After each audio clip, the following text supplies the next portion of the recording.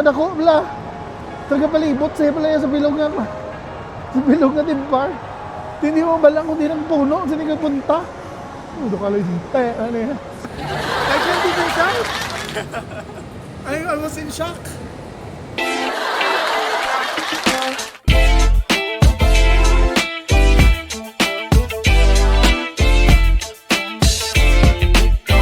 Hi guys! Welcome back sa isa na namang vlog! Ang tagal kong nawala, no? But I'm here now and we are in Kuala Lumpur, Malaysia!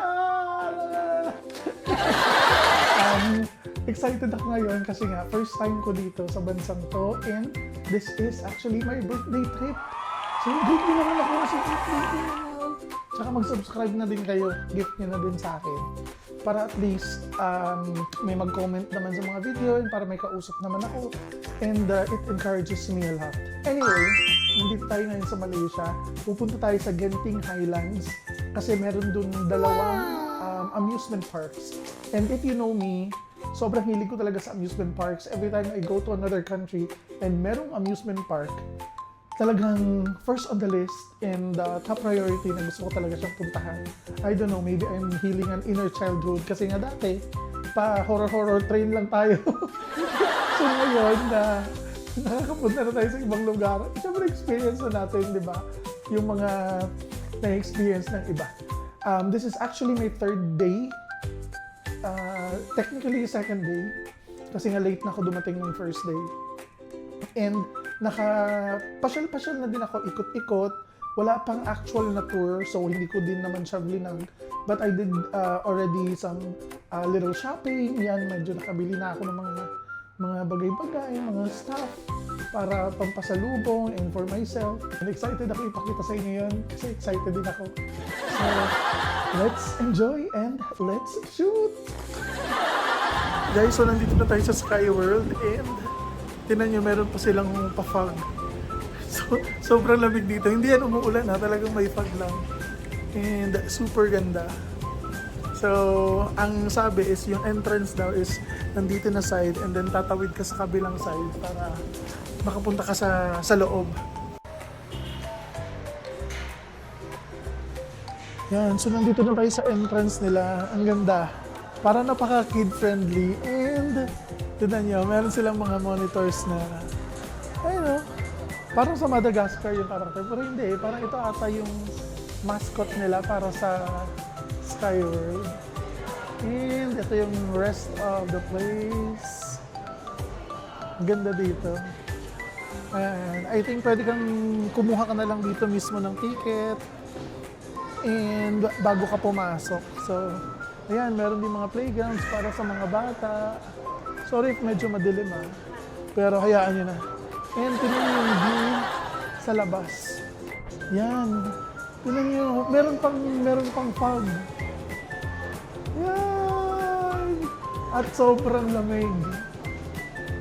Wow, very nice. So lakad tayo. Hindi ko alam kung ito yung tamang entrance papunta sa park, pero wala naman kasi ibang option, sinusundan ko lang sila. Pero let's see. Parang so far tama naman. Ayun, parang tama naman yung pinasukan. And maganda kasi wala masyadong tao. Tayo lang. Ewan ko, ang galing ko talaga tsumamba kasi sabi ng driver kanina, ang reason daw is kung bakit wala masyadong tao ngayon kasi nga Ramadan. Eh maraming Muslim dito, di ba? This is a Muslim country. So, yun. Tara. Genting Skytropolis Indoor Park, tapos Sky World. So, pupuntahan muna natin tong Skytropolis. So, pupuntahan muna natin yung Skytropolis na indoor theme park nila. Kasi yun daw yung pambata and yun yung gusto kong unahin kasi parang mas maliit siya kumpara dun sa Sky World. So doon muna tayo. Nga mall naman na to. Parang I think pwede na din akong bumili ng pasalubong dito mamaya. Kung meron akong magustuhan. Diba? Para at least hindi na siya mahirap. Let's go! Ayan, so nandito na tayo sa Skytropolis. Ang ganda. So this is the First World Complex. And then sa loob niya, nandito yung Skytropolis. Pagpasok pa lang, kain agad. Nakikita niyo na ba yun? Yun o, sa likod o. Tingnan natin. Wait. Nandito lang mga kainan. Burgers, ice cream. Meron silang archery place dito.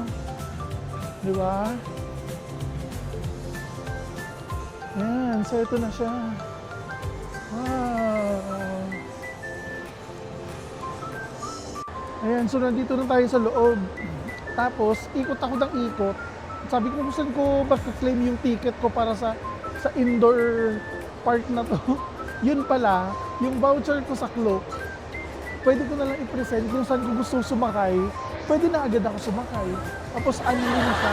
Yan, tulad ng ride na to. Yan. Nakita niyo sila? Nakakahilo. So pwede na pala dyan. Na-present ko lang yung mga ticket, yung QR code ko.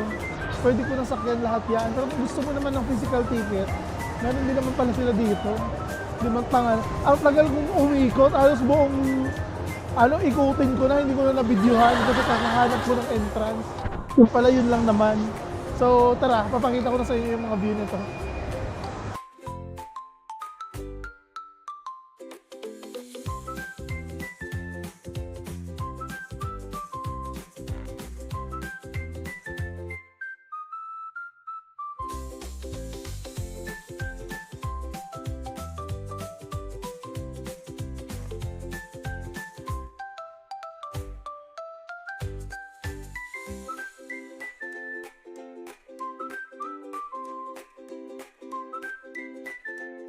So yun na yung mga view nun. Na-realize ko na naman, sana hindi rin naman ako bumili ng ticket dito. Kasi yung parang halos puro sa pambata. And makakapasok ka naman pala kahit wala kang ticket, hindi ka lang makakasakay. Hindi ko naman alam yun. Parang nasaya na naman natin yung binili natin ticket. But siguro magtatry ako mga siguro 1 or 2 rides. Para man lang at least, diba, magamit natin yung binayaran natin yung ticket. Kasi nga, halos puro pambata talaga. Meron naman siguro mga pang-adolescent, pero hindi talaga yung extreme. So, tara, ikot-ikot pa din tayo. Ito yung Skytropolis. Parang gusto kong itry to para maikot natin siya na mabagal lang. Pwede natin mabidyohan kung ano yung tsura niya sa taas. Chill-chill lang. Parang steampunk na train. So, tara, try natin yun. Hanapin natin kung saan. Chill-chill lang para makuha na natin yung buong taas na mabagal, di ba? Para mas ma-appreciate natin. Ang problema is, hindi ko kasi alam kung saan yung entrance nung mabagal na yun.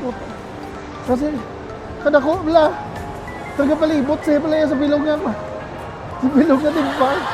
Hindi mo balang kung di ng puno, saan ka punta? Doon ka lang dito. Ano yan? Sige, sundan natin yung truck. Di ba? Di ba ang galing ko? Umakyat ako dito sa wala na masyadong tao. Dito pala yung entrance. Diba? Ito natin. Saya. Di ba? Mali na naman yung pinuntahan ko. Kailangan ko palang i-scan muna yung Klook na QR code. And then, bibigyan ka nila ng bracelet. So, after nun, pwede ka nang umikot-ikot. Sabi kasi nung isa kanina, ipakita ko lang yung QR code ko dun sa ride. Makakasakay na ako. Hindi. Ay, nako. Anyway, tara na. Ayan, finally, makakasakay na din tayo. Thank you!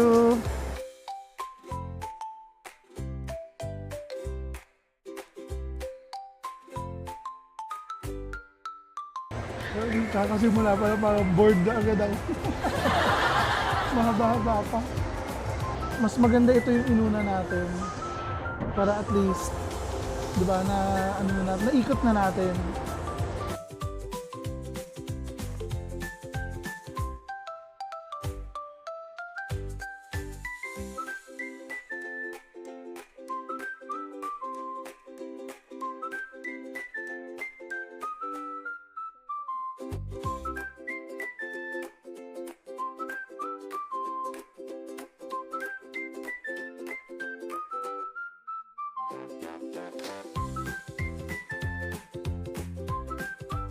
Ayun, so tapos na tayo dun sa ride na yun, naikot na natin yung taas. Sana na-board din kayo. Kasi ako kasi na medyo na-board ako sa kalagitnaan niya kasi wala ka naman talaga masyadong makikita din. Buti sana kung lahat umaandar, kaya lang, ang konti nga lang ng tao. So, yun, medyo hindi masyado energetic tong lugar na to today. Kasi nga Ramadan, so syempre bigay din natin sa kanila na nag-o-observe kasi sila ng holiday. So that's why. Ewan ko, ang galing ko talaga tumiming sa mga theme park na imbes na maraming tao, konti lang yung naabutan kong mga tao. Ngayon pupunta na tayo dun sa thrill ride na sinasabi nung isa na gusto niyang ipatry sa akin. And let's see if kaya natin. Siguro yun na lang yung itatry ko and then tapos na tayo dito, punta na tayo sa Sky World. Kasi parang feeling ko mas may enjoy natin yun doon. Let's go. Oh my gosh. So trinay ko tong ito. Isa sa pinakamalalang ride na nasakyan ko. Akala ko parang ano lang siya, parang hindi siya ganun kabilis. O roller coaster siya. Akala ko hindi ako babalibagin. Pero sobrang lala. Alam mo yun, nakatayo ka pa. Hindi ka nakaupo, nakatayo ka. Para kang nakahigang ganun. Para kang nakadapa. Tapos ikot-ikutin ka niya. Huwag niyo i-try. Hindi ko kaya. Where? Oh, this one? Yeah. Is it are they gonna turn it on? Oh, they turn it on even if it's just me over there. Right? You can try that. One of the worst rides in my life. Oh my gosh. But thank you, it's a great experience, yeah. For me, it's fun. Huh? For me, it's very fun. It really is a thrill ride. You can release all your stress. Yeah. It's right. I can't even shout. I was in shock. Ayan, so ito naman yung itatry natin. Yung disco. Kasi parang maganda din siya. Kahit wala ako kasama lagi. Pero pinapaandar naman nila kahit ako lang mag-isa.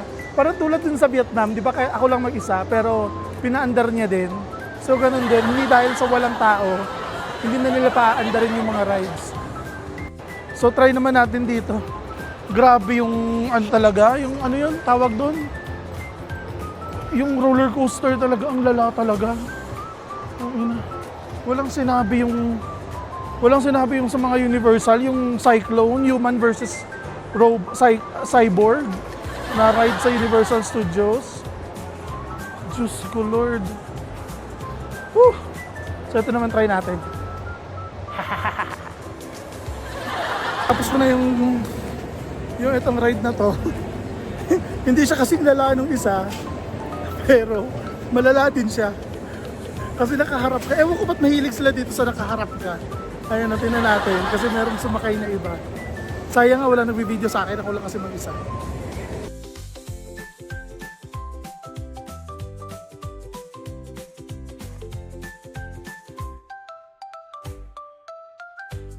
So ayun. Yun yung itsura ng ride na yun. Ewan ko nung parang OA lang ba ako. Pero nung tinignan ko sila, parang hindi naman sila ganun ka natitrill. Parang ako lang yung natakot doon. Pero ang bilis kasi. Tsaka ako lang mag-isa. Ayan na naman ako lang mag-isa. Yung sa Vietnam, ang lala din nung ako lang mag-isa eh. So, ayun, tapos na tayo dito. Wala naman na masyadong ganap dito. Punta na tayo sa Genting Sky World. Kung ano siguro naka 3 rides lang ako dito. And then enough na. Punta na tayo sa Sky World. Kasi mas malaki doon, mas marami tayong maiikutan. Okay? Let's go!